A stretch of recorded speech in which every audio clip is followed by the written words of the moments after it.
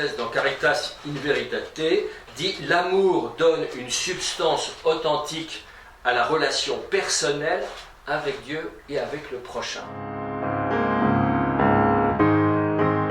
On est habitué dans la modernité actuelle à penser le lien d'une façon artificielle.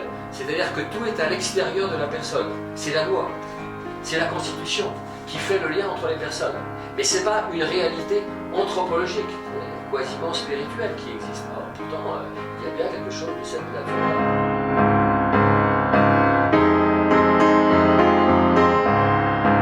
C'est pas tout de dire que la personne n'est pas un être de relation, mais une relation, mais maintenant il faut savoir le dire pourquoi.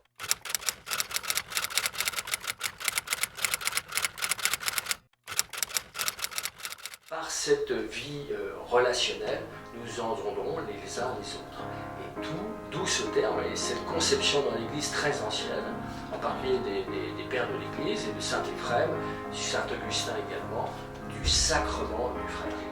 Au fond de cette anthropologie, c'est de vivre de façon beaucoup plus accomplie cette vie morale avec les autres. Et c'est pour ça que j'insiste sur cette notion du sacrement du frère, hein, qui est là pour m'aider à m'accomplir. Et en même temps, moi, je l'aide à s'accomplir.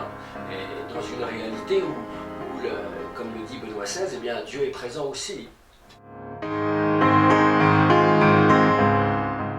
dignité, elle est quand même fondée sur la rationalité de la personne. Ça, c'est assez clairement établi. D'un point de vue théologique, elle est liée aussi au fait qu'on est à l'image de Dieu. Suprême ressemblance de l'homme à Dieu,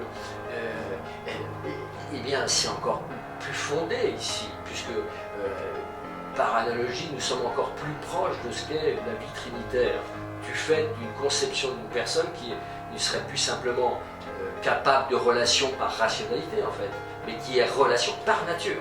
Il a un être de relation par nature.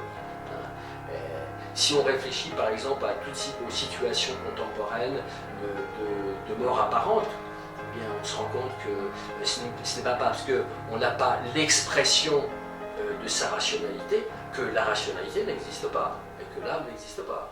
Et donc la communicabilité n'est pas rompue totalement, elle n'a plus d'expression, mais elle existe. Donc la dignité demeure. Et donc la personne, même sans expression de sa rationalité, reste une personne.